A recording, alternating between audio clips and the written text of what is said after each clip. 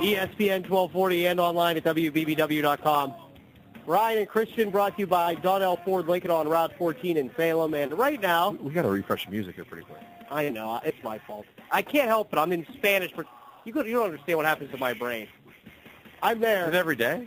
It's Monday through Thursday. So maybe this Friday I'll get on it. But old singles. You don't understand. Just saying. I go there. I dread it, and I get there about noon because we have homework we have to do every night because it's a whole semester class that's going to span about a month. We have homework every night, so I go in an hour early to do it in the language center, just so I can't fail it. My brain's going, fail. You want to fail? Why don't you just take it again? We talked about that today. Apparently, it's not like this big miracle worker like. Oh, they're not going to tell you that because I know it'll be an easy pass for you. What are they going to tell you? Go get $400. Yeah, but $400, you're walking in there and you're already speaking the language. Telemundo, este lunes. You know what I mean? You're good to go. Or I could just study and. All right, go ahead, winner. Go ahead. But I'm saying I get there at like noon, do the homework, then the class is from 1 to 3:15, and by the time I leave there, I'm like, Fries. done. You're like done. I can't believe I even come here. I'm like it's scary. All right. All right.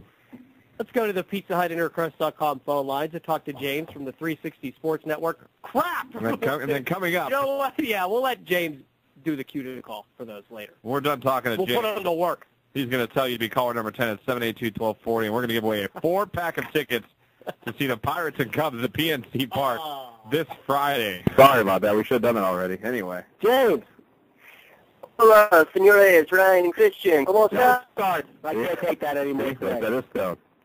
How are we doing, gentlemen? You could probably bid on Rosetta Stone and get it real cheap. I could probably just download it illegally if I wanted to. What are you doing? I don't know. I don't want to do any of that. I don't even want to go to the class. All right. Hey, you got to do what you got to do. I know. No matter what it is. I know. James, I know. Hey, I got your tweet. You wanted to talk about IndyCar racing? Go ahead. I'd love to talk IndyCar racing. It never gets the respect that it deserves, in my opinion. I think NASCAR gets way too much attention for a product that is continually declining versus IndyCar, which is currently increasing in every race and every year. So I want to give a quick pitch out for the Indianapolis 500 coming up this weekend.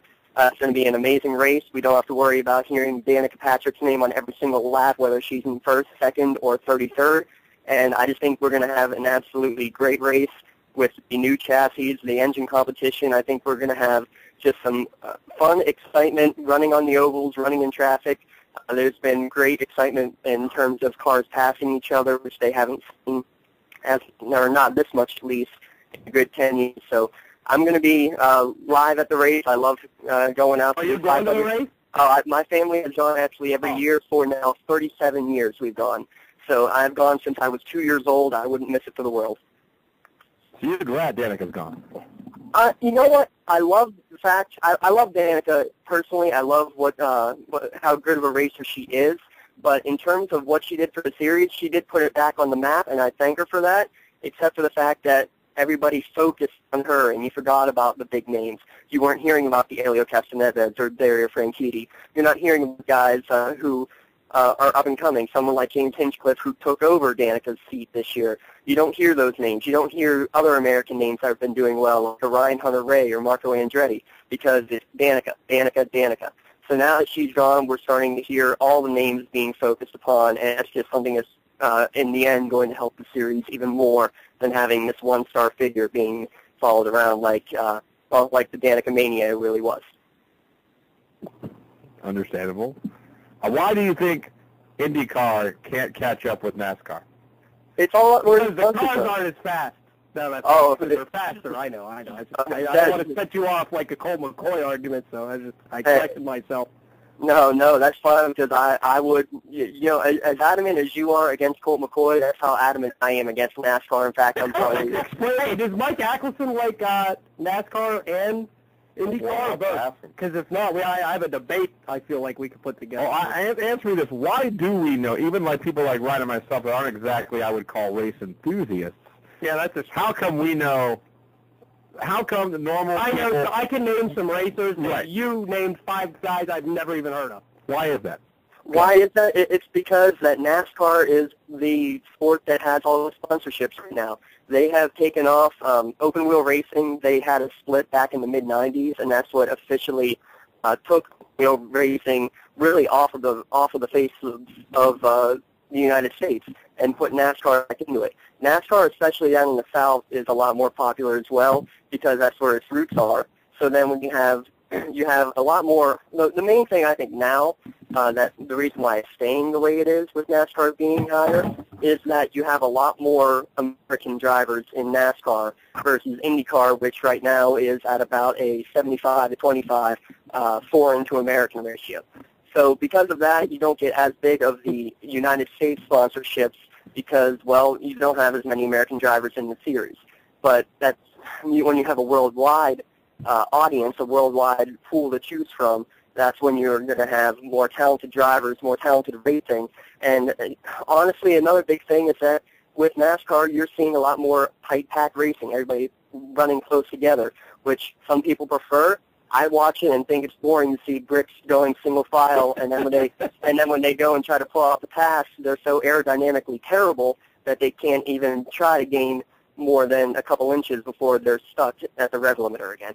So it's all personal preference, but sponsorships being with NASCAR right now, that's why Danica went to NASCAR. That's why Edie went to NASCAR. I had no idea you were so invested in this. If Dale Earnhardt went to IndyCar, could he win a race? If Dale Earnhardt went to IndyCar, he was aggressive. With Junior, you know what? He put his losing streak to an end in IndyCar. You know what? See, this is the thing. It's two totally different styles of racing. Junior, no, he's a loser. Just say no, he's a loser. Yes, he is. The fact that he hasn't the fact that he hasn't won in NASCAR, he do. The fact that he hasn't won could be anything. He might be more prone to an open wheel racing because he's not the type of guy, at least from the races that I've seen, and trust me, it's not many. I can't keep NASCAR on for that long. Is that he's not a guy who will go and bump somebody, or as Tony Stewart says, I'll wreck my mother to win a championship. If you try to wreck somebody in IndyCar, you're going in the wall too. In NASCAR, you can wreck somebody without any difficulty. So that's why you see some of these drivers when they're going from one series to the other, struggling in a new series. And they say, like when Danica's going over and not doing anything, it's like, oh, because IndyCar is terrible. No, it's because it's a complete different style of racing.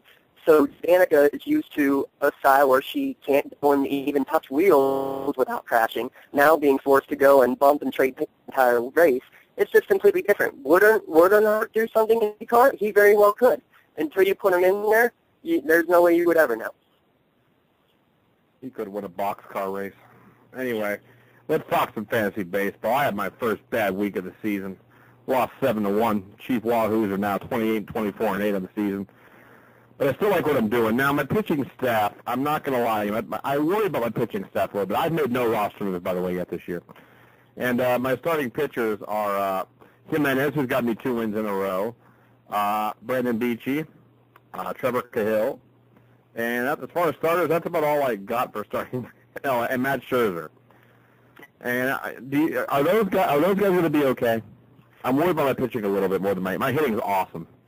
Now, you know, I'm in the exact same position as you. I'm leading in all but one hitting category, and I'm in the bottom 3 every single pitching category as well. So I don't want to give up on Jimenez. I don't want to give up on him yet.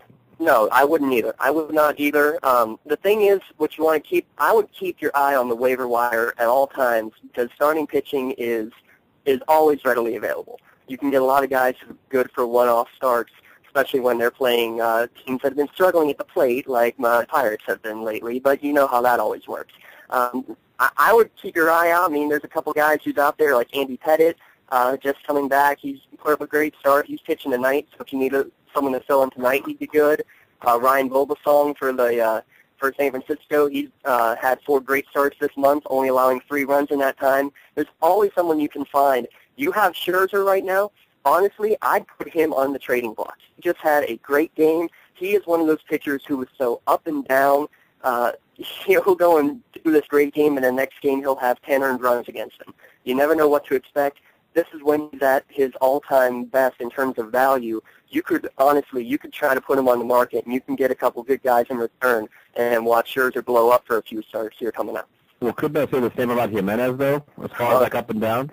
Yes, you definitely could. Jimenez, I would put in the exact same category, except he has had a few more, not as much this year, but he has had a few more ups in his career than the downs, which is why I would still hang on to him because I think his reward is greater than the risk. Scherzer, I think, is the other way around. The risk is way too great over the reward you could possibly get. What about relief? Any relief pitchers floating out there you might want to take a look at? Got a couple closers that you could go for. Yankees have pretty much settled on Soriano. He's available on 25%. San Diego's Dale Thayer has been pitching well lately. He's available in probably about 30 or 40% of leagues now. And Addison Reed out of the White Sox, he's had 5 straight saves, available in about half leagues as well. And everybody's going for these saves. That's normally where you're going to get a lot of your good pitching. If you want to go for an ERA boost, then you probably want to look for someone who's more of a long reliever, or someone who, again, I say it every week, someone like a Jeff Samardzija who's listed both as a starter and as a reliever. All right, here's what I need you to do, James. This is we have a task for you. All righty. All right, plug your website and all that, and then before we let you go, you have to say, all right, now be caller number 10, and you will win tickets to go see the Pirates and Cubs this Friday. 4 times. You do that? I can do that. All right. The floor is yours, my friend. Hey, give me the number. I want to make sure I don't mess it up. 782-1240. 782-1240. All right. Well, first with us, we are 360 Sports Network. You can get to our website through the WBBW site or on 360sportsnetwork.com. We do anything and everything sports. We are created by the fans and for the fans. We want to do everything that the big stations do not do as much of, such as the IndyCar racing, where I've been posting stuff on the website every day leading up to the 500. So we want whatever is important to you, the fans and sports, to be mentioned on our site. And if we're not talking about it, we want you to talk about it by writing into us or writing your own articles to be posted on the site. So again, 360sportsnetwork.com, or you can follow us on Twitter at 3S Network. And right now, to receive Pirate tickets, Pirates versus the Cubs this Friday, call in at 782-1240. No. Number 10. Did I mess it up? No, I'm kidding. Go ahead. Did I mess it up? No, you didn't. I was just having fun. Oh, you know what, Ryan? Now you got to start over. Now I got to start over. Colt McCoy's got to start his career over somewhere else. You go ahead. You start over. Start over. All right. Be caller number 10 for Buccos versus Cubs tickets this Friday. Call in at 782-1240. Well, you know what? You can just come on out and save yourself. And when you come out to the crane room then, Ryan, you better come out to the crane room tonight and make up for it. Otherwise, I'm going to talk Spanish all next week. I'm writing my whole spiel in Spanish for you next week. I'm like, good. I need that. James, I appreciate it, but always fun talking to you. We'll catch you next week. All right. Thanks a lot, gentlemen. All right. James Dotson, 360 Sports Network. You can get to our website, WBBW.com. We're going to take a break. Come back. Be calling number 10 right now. Get those Pirates tickets to ESPN 1240. Pirates.